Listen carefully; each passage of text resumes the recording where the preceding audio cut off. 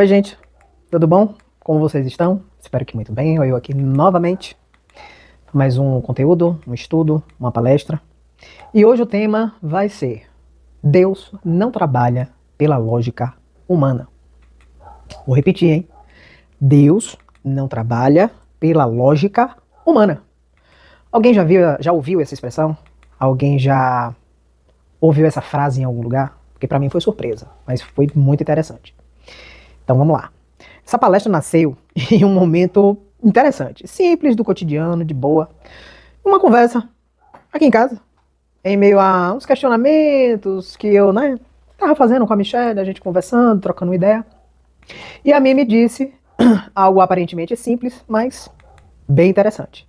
Ela parou assim, olhou pra mim e disse: Jace, estão falando aqui na minha mente, no meu ouvido, assim pra mim, que Deus não trabalha pela lógica humana. Ainda falou, ainda fez observar, acho que é o Exu que tá falando aqui. Eu parei, essa frase ficou assim meio que suspensa no ar, não como uma resposta em si, mas abriu-se um portal, vamos dizer assim, abriu-se um leque de possibilidades, de ideias, de entendimento. Naquele instante, em mim se acendeu algo que não foi uma conclusão, mas sim um chamado. E veio à minha mente.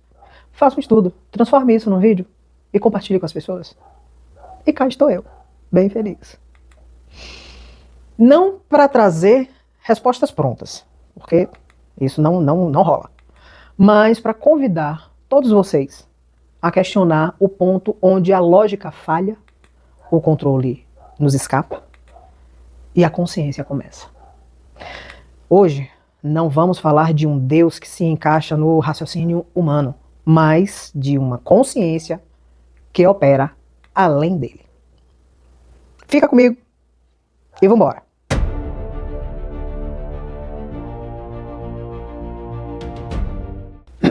Vamos lá, vamos para o nosso estudo.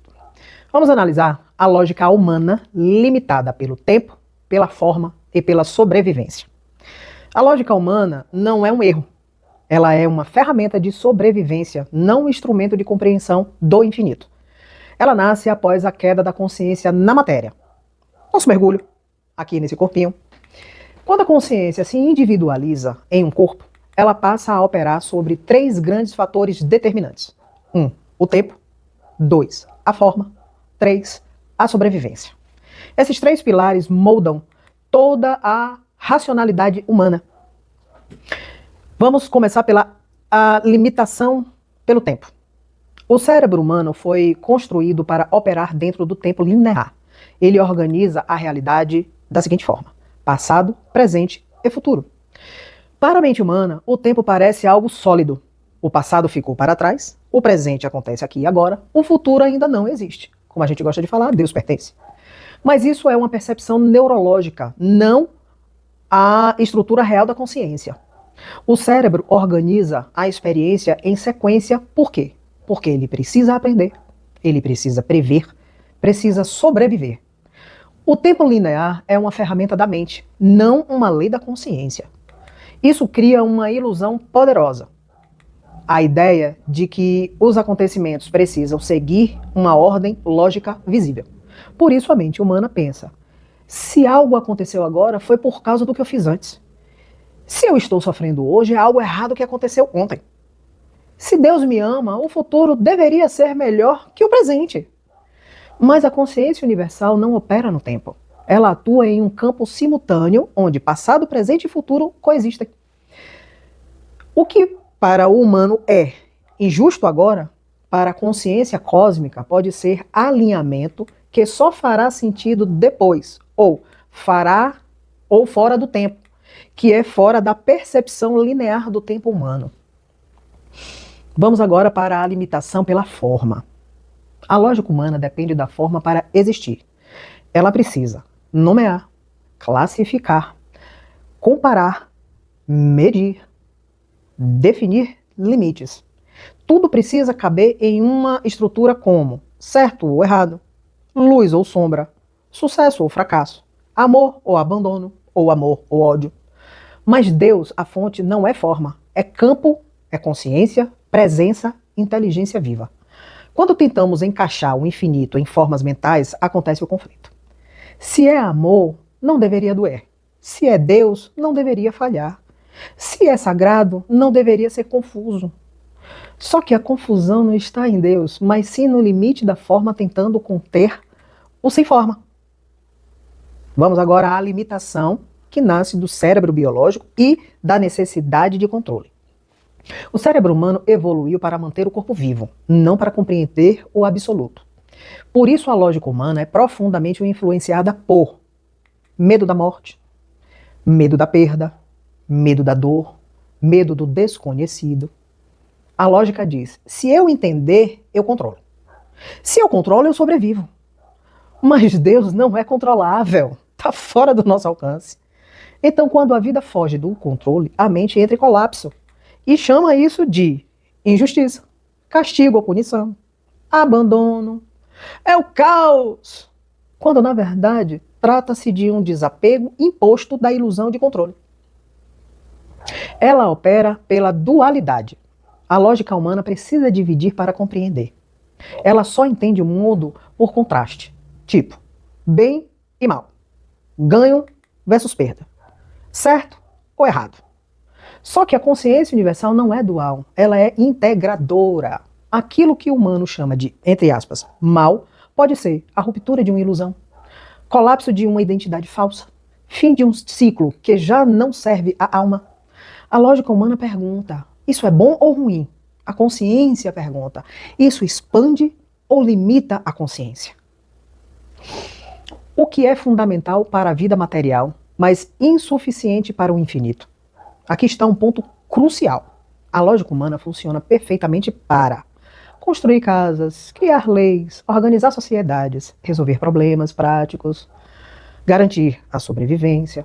Mas ela falha completamente quando tenta explicar o sofrimento, compreender o silêncio de Deus, entender perdas profundas, decifrar o propósito oculto da dor, compreender o amor universal. Quando usada fora do seu campo de atuação, a lógica vira prisão. E qual é o conflito? É medir Deus com a régua humana. Quando o ser humano tenta compreender Deus a partir dessa lógica limitada, surgem as frases clássicas. Isso não faz sentido. Eu não entendo isso. Isso não é justo. Se Deus é amor, por que isso aconteceu? Essas frases não revelam a falta de fé, mas elas revelam o ponto exato onde a mente chegou ao seu limite.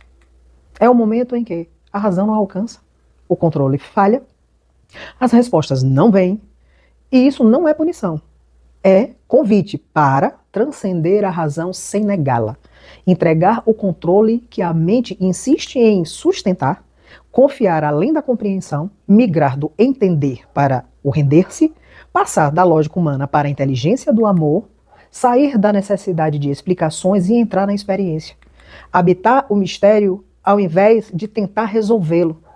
Amadurecer espiritualmente aceitando que nem tudo será traduzido em palavras. Permitir que a consciência se expanda onde o pensamento falha.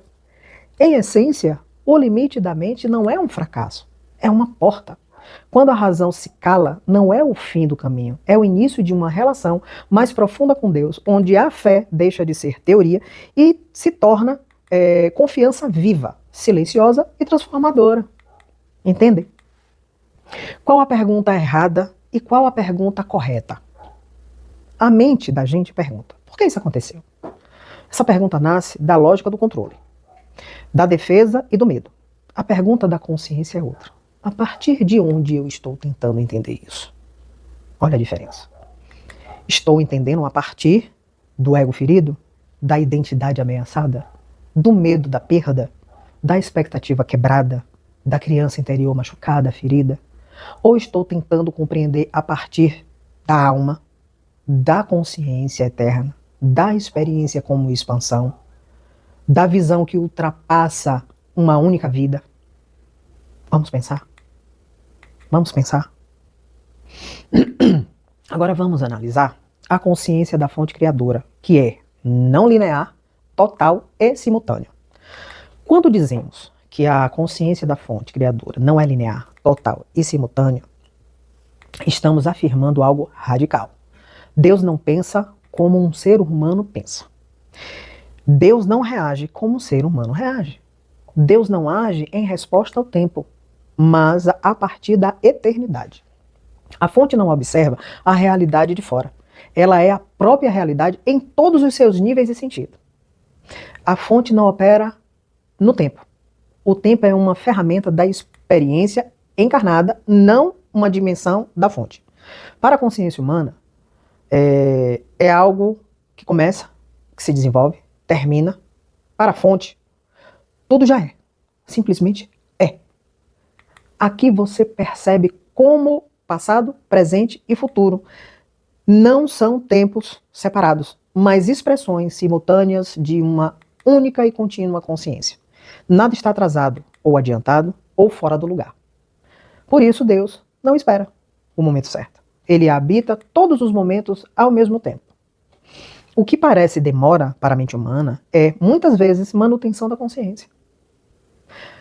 A fonte não opera pela moral humana. A moral humana nasce da tentativa de organizar a convivência em um mundo de escassez, medo e dor. Ela surge como um sistema de contenção necessário em estágios primitivos da consciência para evitar o colapso do convívio. Por isso, a moral humana fragmenta a realidade em opostos, como certo ou errado, justo ou injusto, permitido ou proibido. Essas divisões ajudam o ser humano a se orientar, mas não revelam a totalidade da verdade. A fonte não julga a experiência. Ela acolhe a experiência como parte do aprendizado do todo. Para a fonte, não existem erros absolutos, mas processos de consciência. Não há condenação, há compreensão. Não há punição, há ajuste natural. Isso não significa ausência de ética. Significa uma ética mais profunda, mais elevada, que não se sustenta no medo da punição, mas na expansão da consciência. A moral humana pergunta, isso foi bom ou mal? A fonte pergunta, isso expandiu ou contraiu a consciência? Onde há expansão, há alinhamento. Onde há contração, há aprendizado. É simples. E em ambos os casos, a experiência é sagrada, porque não existe caminho errado. Existem momentos, existem experiências. A fonte não opera pelas emoções individuais. As emoções são respostas do sistema nervoso à experiência vivida. Elas são reais e legítimas, intensas e cumprem um papel essencial na jornada humana. Mas não são o eixo em torno do qual o universo gira. A fonte não se orienta pela necessidade de aliviar a dor emocional imediata do indivíduo. Ela se orienta pela integridade do processo evolutivo da consciência. Aquilo que a personalidade sente como sofrimento pode ser, em níveis mais profundos, reorganização. Aquilo que conforta o ego pode silenciosamente interromper o crescimento. Por isso, no fluxo da fonte, algo dói, mas liberta. Algo acolhe, mas aprisiona. Algo se perde, mas cria espaço. Algo permanece, mas estagna. A fonte não confunde conforto com verdade, nem dor com erro. Ela não evita a fratura quando a fratura é o caminho para a expansão. A dor não é ignorada. Ela é integrada, transmutada e ressignificada. Não como castigo, não como descuido, mas como parte orgânica do movimento que conduz a consciência de formas menores para compreensões mais amplas. A fonte não pergunta, como você se sentiu com isso? Ela pergunta, o que isso permitiu que você se tornasse? É diferente, é com mais profundidade. No campo da consciência absoluta, a fonte atua a partir de um campo onde tudo já está contido. Nesse campo, tudo acontece simultaneamente. Não existe sequência. Existe presença plena em todas as possibilidades. O que você vive como escolha é a consciência navegando dentro de um campo já existente. Não há erro, apenas experiência. Erro pressupõe um objeto falho. A fonte não busca perfeição, busca vivência consciente. Cada experiência ensina, revela, expande, ajusta. O erro só existe quando o ego compara. A consciência apenas aprende, absorve, assimila. Não há punição, apenas aprendizado.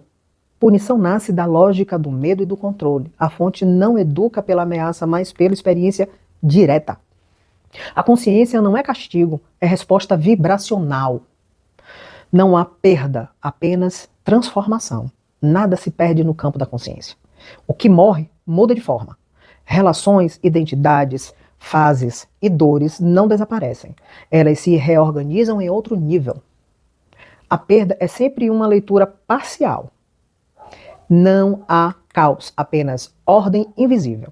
O caos é o nome que a mente dá àquilo que ainda não consegue compreender. A fonte vê conexões, onde você vê rupturas. Coerência, onde você vê desordem. Sentido, onde você vê vazio. Caos é sempre transitório. A contradição versus complementaridade. O que a mente humana chama de contradição nasce da visão fragmentada. Exemplo humano. Se é amor, não deveria doer. Visão da fonte. O amor inclui o processo que liberta, não apenas o que conforta. Luz e sombra não se anulam, elas se complementam e se completam. Vamos lá. A injustiça versus o ajuste vibracional. A injustiça é uma percepção que nasce quando o ego compara realidades diferentes a partir de um mesmo ponto de referência.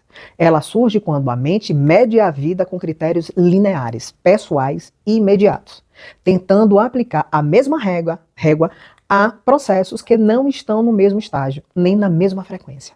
A fonte não ajusta para punir, ela ajusta para realinhar. O que o ego interpreta como perda pode ser, em níveis mais profundos, deslocamento vibracional. Deslocamento vibracional.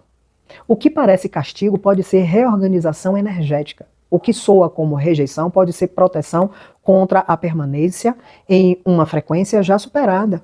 Às vezes, algo é retirado não porque você falhou, mas porque já cumpriu sua função na frequência em que você estava. Manter o que já não ressoa não é estabilidade, é estagnação. A fonte remove para abrir espaço, abre caminho. Desvincula para permitir expansão. Encerra ciclos para que a consciência não fique aprisionada a formas que já não comportam. O ego chama isso de injustiça. A consciência reconhece como ajustes. Não há erro no movimento da fonte. Há apenas o contínuo refinamento da sintonia entre quem você foi, quem você está sendo e quem você ainda pode se tornar. Vamos ao silêncio de Deus.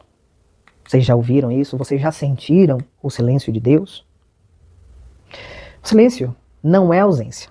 É presença atuando fora do campo sensorial humano. Quando não há resposta audível, visível ou imediata, não significa abandono. Significa que a ação está ocorrendo em camadas onde a linguagem, o sinal e a explicação não alcançam. No silêncio, muitas vezes acontecem reorganizações internas profundas, dissolução de padrões antigos que já não sustentam a consciência, preparações silenciosas para saltos evolutivos. O silêncio surge quando qualquer resposta externa interferiria no processo, quando a palavra atrapalharia a escuta interior, quando a intervenção visível impediria a manutenção invisível. A fonte silencia não por indiferença, mas por precisão. Há processos que não podem ser ensinados, eles precisam ser vividos. Há respostas que, se dadas antes do tempo, reforçariam a dependência, não a consciência. O silêncio é o espaço onde o ego perde o apoio e a essência começa a emergir. Quando Deus silencia, não é porque deixou de agir, é porque tudo o que precisava ser dito já foi. E agora é o momento de tornar-se. Entendem? Agora vamos entender um pouco mais das leis universais cósmicas e o funcionamento divino. Por que Deus não age pela lógica humana? Quando dizemos que Deus não age pela lógica humana, não estamos afirmando a ausência de ordem. Estamos afirmando que a ordem divina opera em um nível anterior ao pensamento, ao desejo e à emoção humana. A lógica humana nasce depois da experiência. As leis universais atuam antes, durante e além dela. Vamos para a lei da consciência. A realidade responde ao nível de consciência, não ao desejo imediato. Essa é uma das leis mais mal compreendidas pelos seres humanos. O desejo nasce do ego. A manifestação responde à consciência. O que você pede vem daquilo que você quer. O que se manifesta vem daquilo que você é. Se a realidade respondesse apenas ao nosso desejo, o universo seria caótico. Ela responde ao estado interno, à frequência vibracional, à maturidade da consciência. Por isso, pessoas pedem amor, mas vivem abandono, porque ainda vibram no abandono. Pessoas pedem paz, mas vivem no conflito, porque ainda se organizam pelo medo. Pessoas pedem abundância, mas vivem a escassez, porque a identidade ainda é carência. A fonte não responde ao pedido verbal, ela responde à estrutura profunda da consciência. Essa lei não é punição, é coerência vibracional. Entende?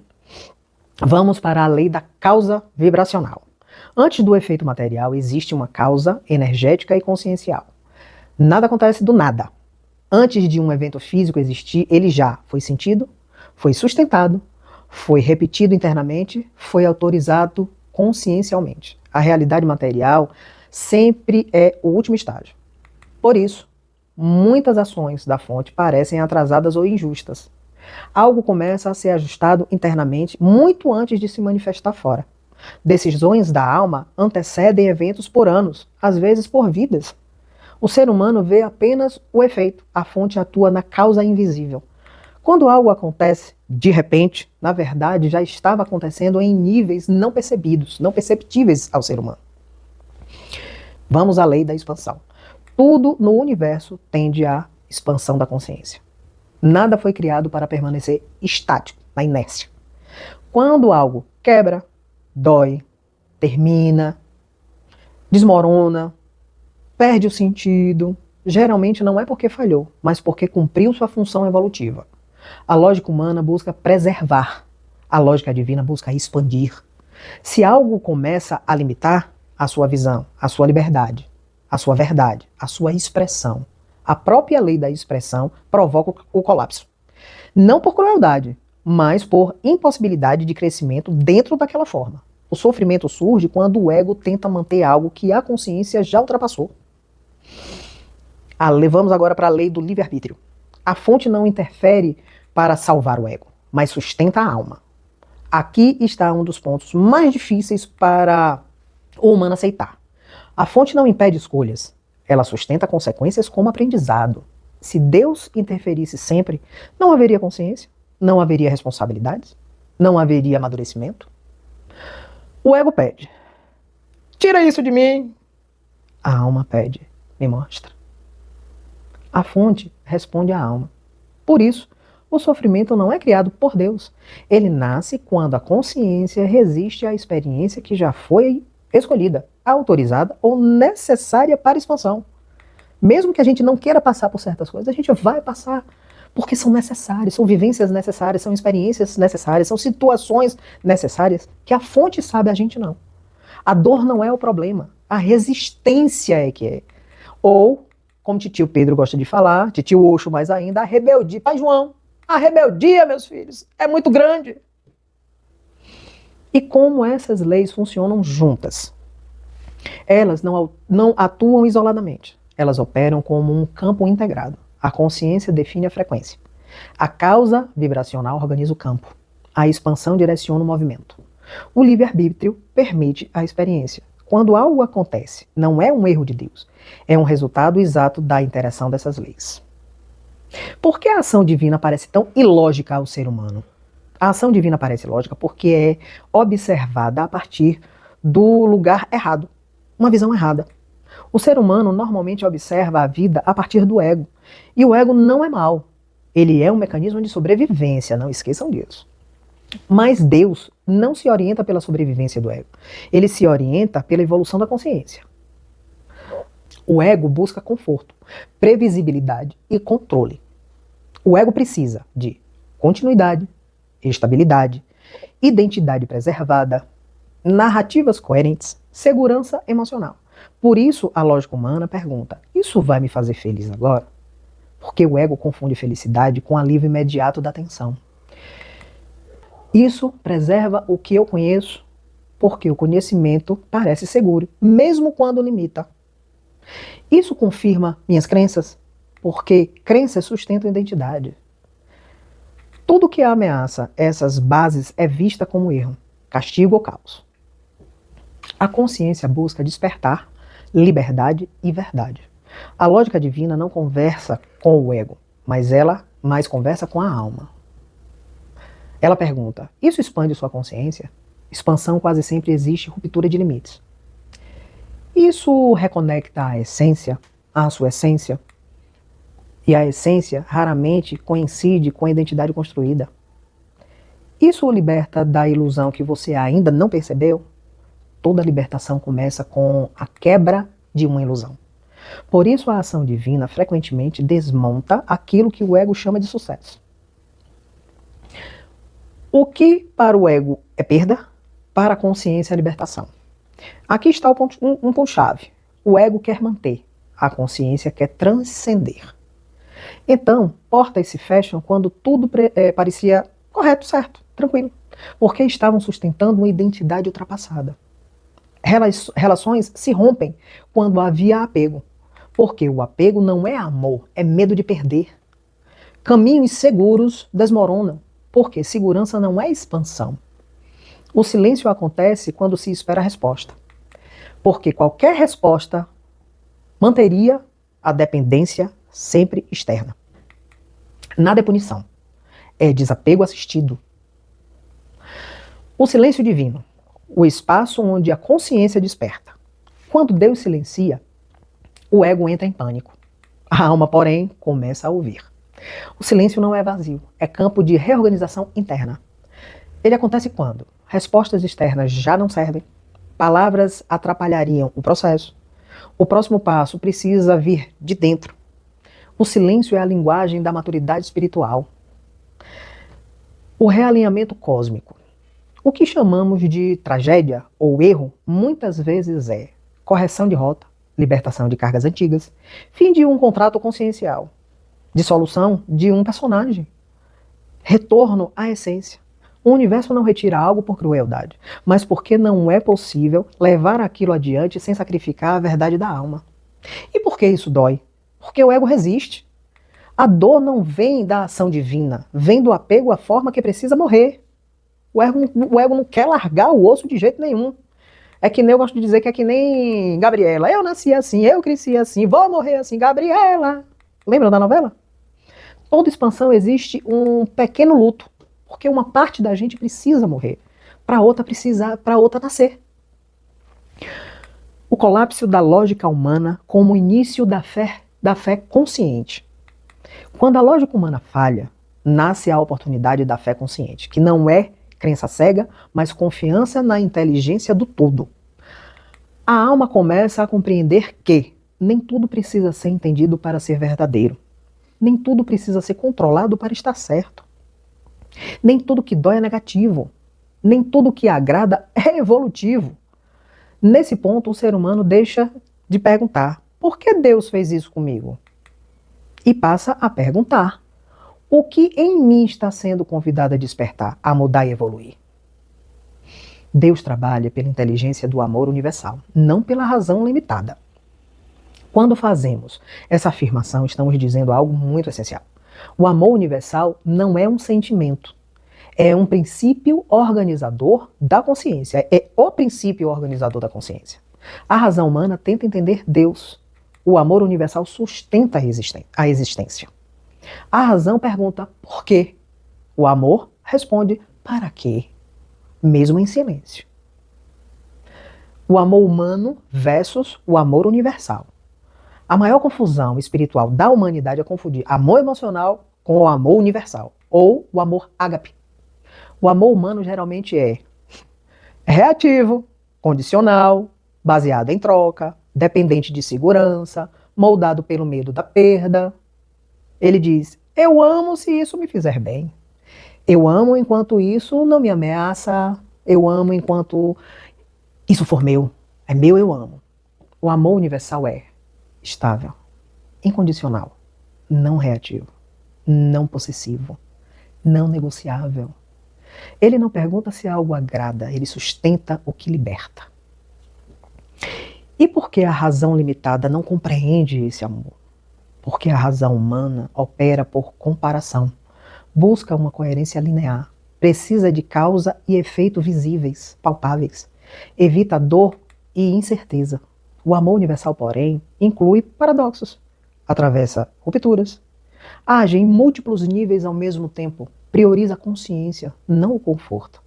Por isso o amor divino muitas vezes parece cruel ao ego, quando na verdade é preciso e libertador. O amor permite a queda para ensinar o voo. A queda não é punição, é desaprendizado forçado da ilusão de controle. Enquanto o ego acredita que voa, não aprende a voar. A queda revela limites, desmonta arrogâncias, ensina humildade, desperta a força interna. O amor universal não impede a queda, porque sabe que a verdadeira capacidade nasce quando o chão desaparece. O amor permite o vazio para revelar o essencial. O vazio é o terror do ego, mas é o berço da consciência. Quando tudo é retirado, como títulos, certezas, relações, imagens de si, o que sobra não é nada, é o essencial. O amor universal cria o vazio quando o excesso impede a verdade, o ruído abafa a alma, o apego sufoca a consciência. O vazio não é abandono, é espaço sagrado. O amor permite a dor para dissolver ilusões. A dor não é o objeto do amor. É efeito colateral da resistência à verdade. Toda dor profunda nasce quando uma ilusão morre, uma identidade cai por terra, uma mentira interna se revela, as sombras. O amor universal não evita a dor, por quê? Evitar a dor, manteria a ilusão viva. E esse não é o objetivo. Ele não cria sofrimento, ele atravessa a dor até que a consciência desperte. O amor permite o silêncio para ouvir a alma. O silêncio divino é um dos atos mais elevados do amor universal. Palavras confortam o ego, mantêm dependência, alimentam expectativas. O silêncio, fortalece a escuta interna, dissolve projeções, amadurece a fé, desloca o centro para dentro. O amor universal silencia quando qualquer resposta externa impediria o crescimento interno. Esse amor não negocia com o medo humano. O medo humano pede garantias, sinais, confirmações, promessas. O amor universal não oferece garantias ao ego, porque garantias paralisam a consciência. Ele não diz, vai ficar tudo bem do jeito que você quer. Ele diz, você será livre do que não é. O amor sustenta a evolução, mesmo quando o ego chama isso de perda. Aqui está o ponto final. O ego chama de perda aquilo que não pode controlar, não pode manter, não pode repetir. A consciência chama de perda apenas aquilo que nunca foi essencial. Quando algo é retirado, não é por punição, não é um castigo, não é abandono. É realinhamento. O amor universal não preserva formas ultrapassadas, ele preserva a vida consciente, do jeito que ela precisa ser. Conclusão geral. Ao longo desse estudo, torna-se evidente que o grande conflito entre o ser humano e o divino não está em Deus, mas no ponto de observação a partir do qual tentamos compreendê-lo. A lógica humana nasce da sobrevivência, do tempo, do medo e da necessidade de controle. Ela é extremamente útil para a vida material, mas totalmente insuficiente para compreender a consciência universal. Deus, a fonte criadora, não age para preservar o ego, nem para satisfazer desejos imediatos. Ele age pelas leis universais cósmicas, que operam antes do pensamento, além da emoção e acima da moral humana. A realidade responde ao nível de consciência, não ao pedido verbal. À causa vibracional, não ao evento visível. À expansão, não à estagnação. Ao livre-arbítrio, não à intervenção salvadora do ego. Por isso, a ação divina muitas vezes parece ilógica, injusta ou silenciosa. Mas o que o ego chama de perda, a consciência reconhece como libertação. O que a mente chama de caos, a fonte sustenta como ordem invisível. O que o humano chama de abandono, o amor universal realiza como realinhamento. Deus não trabalha para evitar a dor, trabalha para dissolver as ilusões. Não trabalha para manter forma, trabalha para despertar o ser. Não trabalha para confortar identidades, trabalha para revelar a essência. O amor universal não é emocional, nem permissivo, nem negociável com o medo. Ele permite a queda para ensinar o voo, permite o vazio para revelar o essencial, permite a dor para romper ilusões, permite o silêncio para que a alma finalmente seja ouvida. Quando essa verdade é compreendida, algo se transforma profundamente. O medo perde força, a resistência diminui, o controle relaxa, a confiança nasce, brota, e o ser humano começa a perceber que nada foi perdido, apenas reorganizado em um nível mais verdadeiro, onde a lógica humana termina, a inteligência do amor universal começa. E quando a consciência se alinha a isso, a vida deixa de ser luta e passa a ser processo sagrado de expansão. Para finalizarmos esse estudo, vou contar uma história. Estou gostando das historinhas, elas são bem interessantes, né?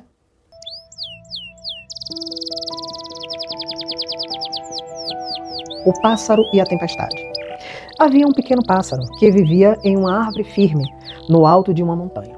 Ele acreditava que aquela árvore era uma segurança, sua casa e seu destino. Todos os dias o pássaro agradecia por estar ali e pedia a Deus que esta árvore nunca caia.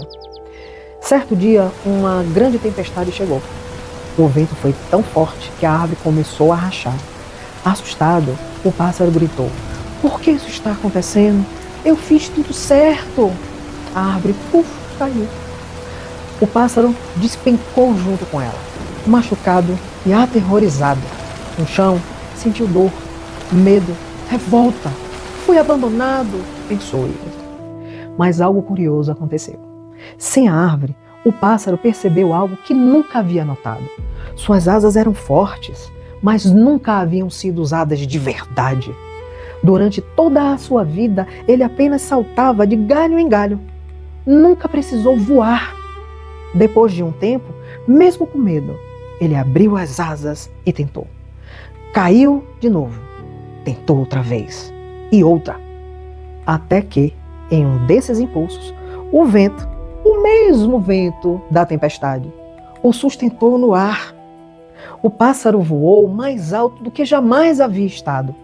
Viu a montanha inteira, viu novos vales, viu novas árvores, viu horizontes que nunca existiriam se aquela árvore tivesse permanecido em pé. Então ele compreendeu. A árvore não caiu para puni-lo, caiu porque já havia cumprido sua função. A tempestade não veio para destruí-lo, veio para ensiná-lo a voar.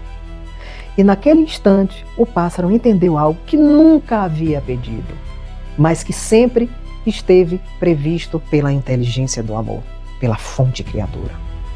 Ele nunca perdeu um ar, ele ganhou o céu.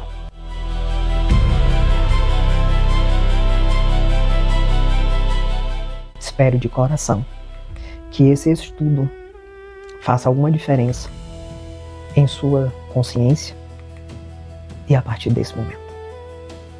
Até o próximo. Eu agradeço.